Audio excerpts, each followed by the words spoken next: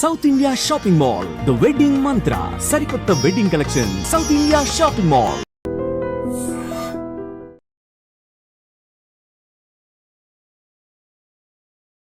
Hi, hello, నమస్తే, welcome back to iDream Media. ఈరోజు మనతో ఉన్నారు సీనియర్ జర్నలిస్ట్ అయిన ఇస్మాయిల్ గారు. సార్తో మాట్లాడదాం. నమస్కారం సార్. నమస్తే విరాట్ గారు. పాకిస్తాన్ జెండాలు మన భాగ్యనగరంలో రోడ్ల మీద అతికించి ఎవరు అతికిస్తున్నారో తెలియదు. అలాగే ఇలాంటి సెన్సిటివ్ విషయం అనేది కేవలం హిందూ ముస్లింల మధ్య అల్లర్లు రేపడానికి అనే ఈ విషయమే అయి ఉంటుందంటారా? ఎవరు అతికిస్తున్నారంటారు? ఏ మోటోతో అతికిస్తున్నారంటారు? ఇది కొంచెం అనుకోకుండా సెన్సిటివ్ ఇన్ఫర్మేషన్గా మారిపోయి గొడవలు అనేవి స్టార్ట్ అవుతున్నాయి.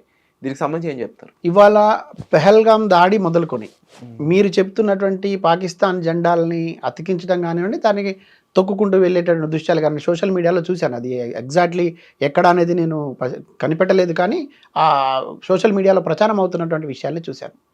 నేనేమంటానంటే, ఈ దేశంలో పహల్గాం దాడికి ఒడిగట్టి ఈ దుశ్చర్యకు పాల్పడి ఇక్కడ సామాన్య ప్రజల్ని కాల్చి చంపేటటువంటి సాహసం చేసి దీన్ని మత మౌఢ్యాన్ని నింపుకొని ఒక ఉగ్రవాద ఉన్మాద చర్యగా దీన్ని చేసిన వాడు ఎంతైతే నేరస్తుడు, ఏ రకమైనైతే నేరంగా మనం చూస్తున్నామో వాడిని ఉపేక్షించకుండా ఇవాళ యుద్ధమే అనివార్యమై యుద్ధం చేసే పరిస్థితి చేస్తున్నామో, అటువంటి సందర్భం లోపల ఇది అంటించడానికి కోసం ప్రయత్నం చేసి విద్వేషాలు రెచ్చగొట్టిన వాడినైనా, లేదు ఇది పాకిస్తాన్ది కాదు, ఇది ఇస్లాంకు సంబంధించింది, దీన్ని ఇట్లా చేయకూడదని ప్రయత్నం చేసి కప్పిపుచ్చుకోవడానికి ప్రయత్నం చేస్తున్నటువంటి వాళ్ళపైనైనా, అసలు ఈ రకమైనటువంటి మత ఘర్షణలకు మత విద్వేషాలకు తావిచ్చేటటువంటి చర్యలకు పాల్పడిన వారి పట్ల కూడా ఇంతే వ్యవహరించాలని నేను అంటా ఉన్నా. ఇది సగటు భారతీయుడిగా చాలా ఆవేదనకు గురి చేస్తూ ఉన్నది, ఆందోళనకు గురి చేస్తూ ఉన్నది. ఈ దేశం స్వాతంత్రం కోసం అనేక మంది ప్రాణాలు అర్పించినారు. దాంట్లో ముస్లింలు కూడా అత్యధికంగా ప్రాణాలు అర్పించినారు. వాళ్ళకు ఉండేటువంటి ఒకే ఒక లక్ష్యం, ఈ దేశంలో స్వేచ్ఛ వెల్లివిరియాలని, శాంతి నెలకొల్పబడాలని, ఈ దేశం స్వేచ్ఛా వాయువులు పీల్చుకోవాలని, ప్రజలందరూ కలిసి ఉండాలని కోరుకున్నారు. కానీ ఇట్లా మతాల పేరుతోని, కులాల పేరుతోని విద్వేషాలు రెచ్చగొట్టకమని వాళ్ళ ప్రాణాలను త్యాగం చేయలేదు. ఇవాళ ఈ దేశం కోసం ఉరికంబాలెక్కినటువంటి భగత్ సింగ్, రాజగురు, మహావీర్ సింగ్, సుఖ్దేవ్ ఇట్లాంటి వారితో పాటు ఈ దేశంలో సుమారు 200 నుంచి 300 మంది పైగా ముస్లిం అమరవీరులు ఉన్నారనే విషయాన్ని కనీసం ఎవరు గుర్తించడం లేదు, పట్టించుకోవడం లేదు. వాళ్ళను చూసి స్ఫూర్తి పొందే ప్రయత్నం కూడా జరగడం లేదు. వాళ్ళేమి మతాన్ని పట్టుకొని వేలాడబడలేదు కదా. కేవలం ఈ దేశం స్వాతంత్రం వస్తే మా మతం వెల్లివిరుస్తుంది అనుకున్నారా? మతం పెరుగుతుందని కోరుకున్నారా? వాళ్ళు ఇక్కడ స్వేచ్ఛ కావాలనుకున్నారు కదా, విముక్తి బానిసత్వం పోవాలనుకున్నారు కదా, స్వేచ్ఛ కావాలనుకున్నారు కదా. అన్ని కులాల, అన్ని మతాల ప్రజలు కలిసి జీవనం కొనసాగించినటువంటి వాతావరణాన్ని మనం కలిగి ఉంటామని కలలు కానీ కదా వాళ్ళ ప్రాణాలని తృణప్రాయంగా ఇచ్చినారు. వాళ్ళేమో త్యాగాలు చేసి స్ఫూర్తిదాయకమైన పాత్ర పోషిస్తే, వచ్చిన దేశంలో ప్రజాస్వామ్య దేశంగా, తర్వాత లౌకిక దేశంగా ఉన్న మన ప్రాంతంలో గంగా యమున తహజీబ్ లాగా మనం సోదర భావంతో మెలగాలనేటటువంటి భావనతో ఇక్కడ శాంతి వెల్లివిరియాలని కోరుకునేటటువంటి సమూహాలన్నీ కలిసి జీవిస్తున్నాయి. ఇక్కడ అశాంతిని నెలకొల్పడానికి ప్రయత్నం చేస్తున్న వారి పట్ల అసలు ఉపేక్షించే ధోరణి ఎందుకు అంటున్నా నేను? అసలు ఉపేక్షించే ధోరణి ఎందుకు? వాడు హిందువా, ముస్లిమా, ఇంకొకడా? వాడు మత ఘర్షణలు సృష్టించాలనే ఆలోచన వచ్చిన వాడు, మత ఘర్షణల ద్వారా లాభపడాలని, ఈ దేశంలో ఈ దేశాన్ని విచ్ఛిన్నం చేయాలని చూస్తున్నవాడు దేశద్రోహి అంటా నేను. మళ్ళీ చెప్తున్నా, ఈ దేశంలో పౌరుడిగా నువ్వు నిలబడాలంటే ముందు దేశాన్ని ప్రేమించాలి, ఈ దేశంలో శాంతికి సపోర్ట్ చేయాలి, ఈ దేశంలో స్వేచ్ఛ కోసం నువ్వు ప్రయత్నం చేయాలి. నీ జీవనం కొనసాగించుకుంటూనే పక్కవాడి జీవనానికి ఇబ్బంది కలగకుండా నువ్వు వ్యవహరించాలి. నీ మతాన్ని నువ్వు ప్రేమించుకుంటూనే, నీ కులాన్ని నువ్వు ప్రేమించుకుంటూనే, నీ కుటుంబాన్ని నువ్వు ప్రేమించుకుంటూనే, పక్క కుటుంబంలో ఏ మతం వాడైనా, ఏ కులపాడైనా వాని ఆచారాలకు కానీ, వాని వ్యవహారాలకు కానీ, సాంప్రదాయాలకు కానీ భంగం కలిగించకుండా నువ్వు జీవనం కొనసాగించాలి. కానీ నీ మతం, నీ ఆచారం చూపించి, నా ఆచారం నీ ఆచారం వేరు కాబట్టి మన ఇద్దరం కలిసి ఉండడం కుదరదనేటటువంటి భావన నీకు ఉండి దీన్ని దేశంలో విచ్ఛిన్నం చేయడానికి చూస్తే, కశ్మీర్ దగ్గర నుంచి హైదరాబాద్ దాకా ఇదే పరిస్థితి కొనసాగితే, దీనికోసమా అమరుల త్యాగాలు చేసింది? దీనికోసమా ఈ దేశం కోసం రాజ్యాంగం రాసిన డాక్టర్ బాబాసాహెబ్ అంబేద్కర్ ప్రతి మనిషికి జీవించే హక్కు, మాట్లాడే హక్కు, కులం హక్కు, మతం హక్కు, పత్రికల్లో ప్రకటన హక్కు, తర్వాత మత ఆచారాలను పాటించే హక్కు ఇన్ని ఇచ్చిపోయిన ఆ మహానుభావుడు ఆత్మ ఘోషించదా? ఇది చూస్తే తర్వాత నేను చెప్తా ఉన్నా, కొంతమంది మత ఉన్మాదుల్లారా, మతాన్ని అడ్డు పెట్టుకొని రాజకీయం చేయాలనుకునేటటువంటి ఉన్మాదులారా ఖబర్దార్. ఈ సందర్భం లోపల ఒక సున్నితమైన అంశం, చాలా గంభీరంగా ఉన్నటువంటి వాతావరణం, ప్రతి పౌరుడు కూడా ఇవాళ ఆ గుండెల నిండా ఆవేదన పెట్టుకుని ఉన్న సందర్భం లోపల మీరు కేవలం మతం పేరు చెప్పి రాజకీయ పబ్బం గడుపుకోవాలని చూస్తే రాజకీయ సమాధి కడతారు. మీకు అవసరమైతే మీ ఆలోచనలు చరమగీతం పాడతారు. మీలాంటి వారి పట్ల అప్రమత్తంగా ఉండడమే కాదు, పూర్తిగా తుదముట్టించడం కోసం కూడా ఇక్కడ ఉన్నటువంటి శాంతిని కోరుకునేటటువంటి ప్రజల సమూహం చేస్తుందనే విషయాన్ని కూడా గుర్తుపెట్టుకోవాలని నేను హెచ్చరిస్తా ఉన్నా. ఇప్పుడు ఈ ప్రాంతంలో ఇటువంటి ఘటనలు జరుగుతున్నప్పుడు కూడా ఒక బానిసలాగా బానిసత్వం చేసేటటువంటి రాజకీయాల నాయకుల్లాగా మారిన వాళ్ళు ఈ నాయకుల్లో పలుకుబడి కలిగిన వాళ్ళకు బానిసలుగా ఉంటామని కొంతమంది అనకూడదు కానీ అధికారులుగా ఉన్న వాళ్ళు ఏం చేస్తున్నట్టు? ఇది చూస్తూ ఉపేక్షించే చర్యనా? దీన్ని క్షమించవచ్చా? ఇటువంటి పునరావృతం కాకుండా కట్టుదిట్టమైన చర్యలు తీసుకోవాలంటే ఏంటి చేయాల్సింది? కఠినంగా శిక్షించడం కాదా? కఠినంగా వ్యవహరించడం కాదా?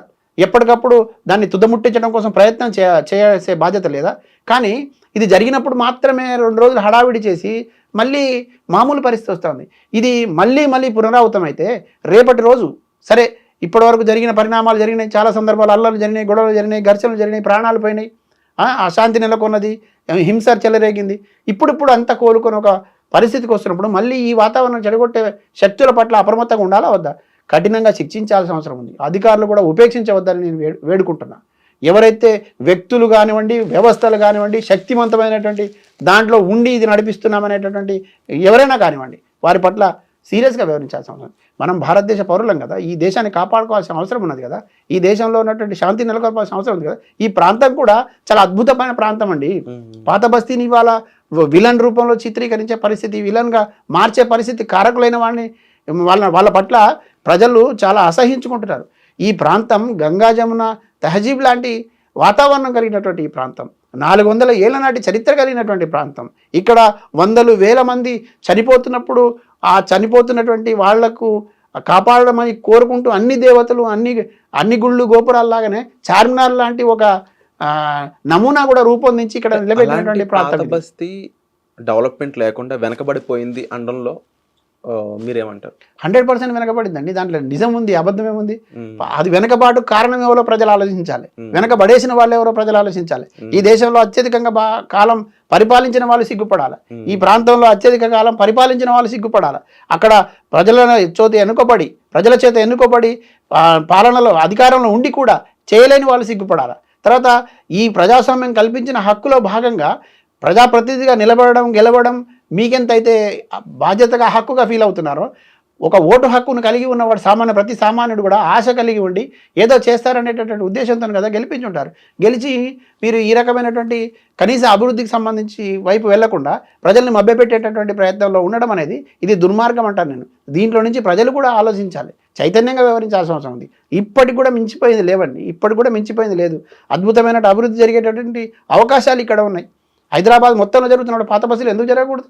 పాత బస్సులో అడ్డుకుంటున్నది ఎవరు? అక్కడ ప్రజలతో ఆడుకుంటున్నది ఎవరు? వాళ్ళ మనోభావాలతో ఆడుకుంటున్నది ఎవరు? వాళ్ళ అమాయకత్వంతో ఆడుకుంటున్నది ఎవరు? పేదల్ని మరింత పేదరికంలోకి నెట్టివేసే వాళ్ళు ఎవరు? ఇవాళ పేద ముస్లింలంతా ఏ పూటకు ఆ పూట తిండి కోసం కష్టపడాల్సిన పరిస్థితి అక్కడ ఉన్నది. ఎందుకు ఈ పరిస్థితి ఉండాలి? దానికి కారణం ఎవరు? ఈ పేదరిక నిర్మూలించాల్సిన అవకాశం ఉండి కూడా కానీ పేదల్ని పేదలుగానే ఉంచేటటువంటి పరిస్థితి. ఇవాళ పండగ పబ్బాలకు కూడా కనీసం 3 పూటలు భోజనం చేయలేని పరిస్థితిలో ఇక్కడ పాత బస్తీలో ముస్లింల కుటుంబాలు వందలుగా ఉన్నాయి, వేలుగా ఉన్నాయి. ఆ ప్రాంతంలో ఆస్తులు కూడబెట్టుకున్న మాత్రం ఆస్తులు పెరుగుతూ ఉన్నాయి. కానీ రోజు రోజుకు దీనస్థితికి వచ్చేటటువంటి వాళ్ళ సంఖ్య వందలు వేలగా పెరిగిపోతుంది. గుడిసెల్లో, రేకుల షెడ్లలో, మురికి కాలువల పక్కన ఇవాళ ముస్లింలు జీవనం కొనసాగిస్తున్నారు. ఎందుకు అక్కడ ప్రజలు ఇది ఇంకా అబ్జర్వ్ చేయట్లేదు? ఎందుకు ఇది తెలుసుకోవడం లేదు? ఎందుకు దీన్ని ప్రశ్నించడం లేదంటారు? దీంట్లో ప్రజలతో పాటు ఇక్కడ ఉన్నటువంటి ప్రభుత్వాలది కూడా పాత్ర ఉందంటాను నేను. ఇక్కడ ఉన్నటువంటి అధికారులది కూడా పాత్ర ఉందంటాను. అక్కడ పాలిస్తున్నటువంటి వాళ్ళ ఓట్లతో గెలిచినటువంటి నాయకులు కూడా పాత్ర కూడా ఉందా అనుకుంటారు. రాజకీయాల వాళ్ళు రాజకీయాలు చేస్తుండవచ్చు, రాజకీయ లబ్ధి కోసం ప్రయోజనాలు చేసి ఉండవచ్చు. కానీ అధికార యంత్రాంగం ఏం చేస్తుంది? ప్రభుత్వాలు ఏం చేస్తున్నాయి? ఇది సపరేట్ ప్రాంతమా? ఇది ఒక ప్రత్యేకమైనటువంటి ప్రాంతమా? ఈ దేశంలో భాగం కదా. ఇక్కడ రాష్ట్రంలో అధికారంలో ఎవరున్నా ఈ రాష్ట్రంలో అన్ని ప్రాంతాలు 119 నియోజకవర్గాలు ఉన్నట్టే పాత బస్తీలో ఉన్న అసెంబ్లీ నియోజకవర్గాలు కానీ పార్లమెంటు నియోజకవర్గాలు కానీ మన పరిధిలోనే ఉన్నాయి కదా. అవి వాటికి స్వయం ప్రతిపత్తి కల్పించేం లేవు కదా. మరి ఎందుకు ఈ ఉదాసీనత, ఎందుకు ఈ ఉదాసీన వైఖరి, ఎందుకు ఈ ఉపేక్షించే పద్ధతి, ఎందుకు వాళ్ళకు లొంగిపోయి ఉండేటువంటి పరిస్థితి ఎందుకు ఉండాలి? వాళ్ళు మాత్రం దీని అవకాశంగా అదునుగా చూసుకొని ప్రతి ఏడాది ఇంకా పేదరికం పెరుగుతూ పోతున్నది తప్ప అక్కడ మార్పులు రావడం లేదు. ఏదో కొన్ని సందర్భాల్లో షోపుటప్ చేయడం తప్ప ఇంకేం కనపడడం లేదు. అయితే ఒకే ఒక్క అంశం మాత్రం మొన్న కనపడింది, మొదటిసారిగా జై హింద్ అని పలికినట్టున్నారు. అది దాన్ని స్వాగతిస్తూ ఉన్నా. ఖచ్చితంగా ఆ రకమైనటువంటి మార్పు రావాలి. ఇప్పటికైనా మార్పు వచ్చినందుకు నేను కొంచెం సంతోషపడతా ఉన్నా. ఈ దేశంలో నివసించాలన్నా, ఈ దేశంలో పౌరుడిగా ఉండాలన్నా, ఈ దేశ అభ్యున్నతికి కట్టుబడి ఉండాలి, ఈ దేశ రక్షణకు కట్టుబడి ఉండాలి, ఈ దేశాన్ని ప్రేమిస్తూ ముందుకు సాగాలి. దేశంలో ఉంటూ దేశానికి సంబంధించినట్టు కానీ ఇక్కడ ప్రజలకు మధ్యలో కానీ విద్వేషాలు రెచ్చగొట్టి ఆనందం పొందుతాం, విద్వేషాలు రెచ్చగొట్టి లబ్ధి పొందుతాం అనేటటువంటి శక్తుల పట్ల ప్రజలు అప్రమత్తంగా ఉండాలని నేను కోరుతా ఉన్నాను. తప్పకుండా మీరు చెప్పిన ఈ ప్రతి పాయింట్ని అందరూ అర్థం చేసుకోవాల్సిన సమయం ఇది. సో ఈ విషయాలపై మీరు ఏమనుకుంటారనేది కామెంట్ సెక్షన్లో తప్పకుండా మీ అభిప్రాయాలను తెలపండి. And thank you so much for the analysis. Right, thank you. నిజంగా ప్రస్తుతం ఉన్నటువంటి సమాజం దేనికి ప్రయారిటీ ఇస్తుంది? ఆర్థిక సంబంధాల చుట్టూ మాత్రమే తిరుగుతోంది. మళ్ళీ ఎన్నికలంగానే చాలా విరక్తి కలుగుతాను. మంచి అనిపిస్తుంది కదా, లేడీస్ కూడా ఛాలెంజింగ్ జాబ్స్ చేసినప్పుడు చాలా బాగుంటది. ట్రాఫిక్ అసిస్టెంట్స్ గా నియమించిన ట్రాన్స్జెండర్స్ అందరితో సాల్యూట్ చేయించుకుంటున్నారు. ఫుడ్ డెలివరీ ఇవ్వటానికి వెళ్ళినటువంటి డెలివరీ బాయ్ అనిల్ పై కళ్ళ ముందు పెళ్ళండి